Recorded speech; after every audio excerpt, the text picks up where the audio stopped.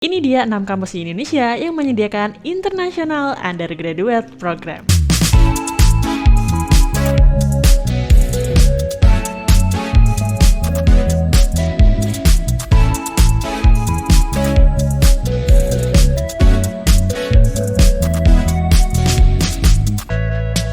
Welcome back to my channelnya Mahasiswa. Di video kali ini aku akan jawab pertanyaan dari kamu yang tanya tentang kelas internasional di Indonesia di mana aja.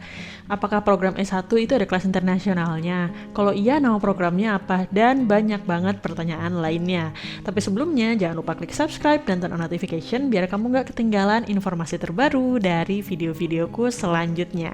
Pertama, aku akan mulai video ini dengan 10 fakta unik tentang kelas internasional. Yang pertama, kelas internasional itu mahasiswanya berasal dari seluruh dunia, yang artinya akan ada banyak mahasiswa dengan background yang berbeda-beda. Yang kedua, kelas internasional tentu saja menggunakan bahasa pengantar, bahasa Inggris, dan ini cocok banget buat kamu yang pengen belajar bahasa Inggris, pengen membiasakan bahasa Inggris, atau pengen punya skill bahasa Inggris yang lebih baik, tapi kayaknya kalau berusaha buat belajar sendiri kayaknya berat dan butuh lingkungan yang mendorong buat tetap bisa berkomunikasi pakai bahasa Inggris, maka kelas internasional bisa jadi salah satu pilihannya. Yang ketiga yaitu kelas internasional biasanya kurikulumnya lebih menantang. Kenapa? Karena kelas internasional artinya juga punya standar internasional. Kalau standarnya secara internasional otomatis beda dengan standar di kelas reguler.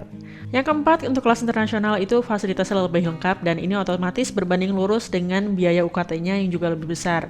Jadi biaya UKT yang lebih besar ini digunakan untuk melengkapi fasilitas di kelas internasional yang jauh lebih banyak dibandingkan di kelas reguler. Yang kelima, berhubungan dengan poin sebelumnya, yaitu biaya kuliah atau UKT atau mungkin SPP di kelas internasional ini lebih besar dibandingkan UKT di kelas reguler. Yang keenam, kelas internasional biasanya reputasinya jauh lebih baik karena di kelas internasional ini lebih kompetitif dibandingkan di kelas reguler. Yang ketujuh, ini cocok banget buat kamu yang pengen lanjut kuliah S2 ke luar negeri, karena lulusan dari S1 kelas internasional ini berpeluang lebih besar untuk bisa lanjut S2 ke luar negeri dibandingkan anak-anak dari lulusan kelas reguler.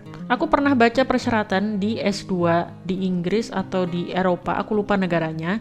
Jadi waktu itu aku baca di persyaratannya, untuk mahasiswa dari negara non bahasa Inggris sebagai mother language-nya gitu, harus punya TOEFL, IELTS, atau sertifikat bahasa Inggris lain. Tapi ada pengecualian, kalau lulusan dari kampus yang menggunakan bahasa pengantar ya bahasa Inggris, maka nggak perlu lagi menyerahkan TOEFL, TOEIC, IELTS, atau sertifikat bahasa Inggris lain.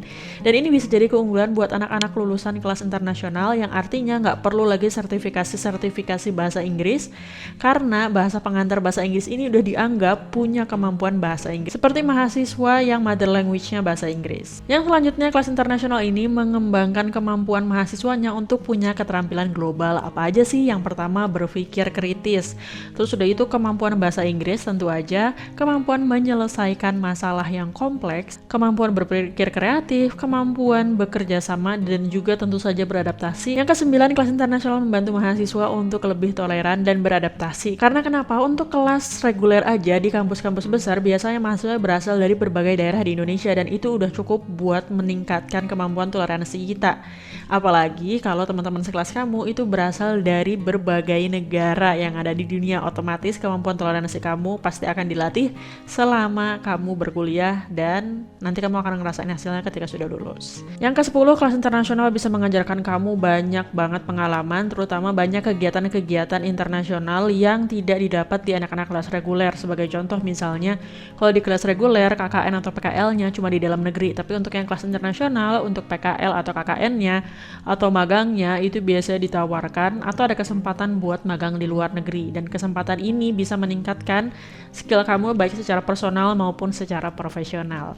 Itu dia 10 fakta unik di kelas internasional. Kamu tertarik nggak buat lanjut S1 di International Undergraduate Program? Yang selanjutnya, dan perlu kamu tahu bahwa kelas internasional itu cuma ada di Indonesia loh. Kok cuma ada di Indonesia? Karena di negara lain namanya beda. Kalau di Indonesia namanya kelas internasional, tapi kalau di Inggris Inggris namanya International School, bukan International Class. Terus kalau di Amerika namanya International Baccalaureate Program atau disingkatnya IB. Dan perlu kamu tahu kalau kelas internasional di Indonesia itu kurikulum internasional tapi tetap disesuaikan dengan kurikulum Indonesia. Jadi nggak sama persis dengan kelas internasional yang ada di negara lain. Terus kalau kelas internasional itu ada di kampus mana aja ya? Ini dia kampus di Indonesia yang menyediakan kelas internasional. Yang pertama ada UI atau Universitas Indonesia. Yang kedua ada UGM atau Universitas Gadjah Mada. Yang ketiga ada ITB atau Institut Teknologi Bandung. Yang keempat ada UNER atau Universitas Airlangga. Yang kelima ada ITS atau Institut Teknologi 10 November. Yang keenam ada BINUS atau Universitas Bina Nusantara. Yang ketujuh ada UPH atau Universitas Pelita Harapan. Yang kedelapan ada Universitas Atmajaya Yogyakarta. Dan yang kesembilan ada UK Petra atau Universitas Kristen Petra. Terus kalau kampus-kampus tersebut menyediakan program kelas internasional yang kayak gimana? Nah, ini dia ada contoh program kelas internasional yang disediakan oleh kampus-kampus yang aku sebutin tadi. Yang pertama, kalau di UI namanya International Undergraduate Program. Di UGM juga namanya International Undergraduate Program. Di ITB juga International Undergraduate Program. UNER, ITS, dan BINUS namanya International Undergraduate Program. Jadi ini adalah 6 universitas atau 6 kampus yang menyediakan International Undergraduate Program. Terus kalau di UPH namanya Global Business Program. Kalau di Universitas Atmajaya Yogyakarta namanya International Program.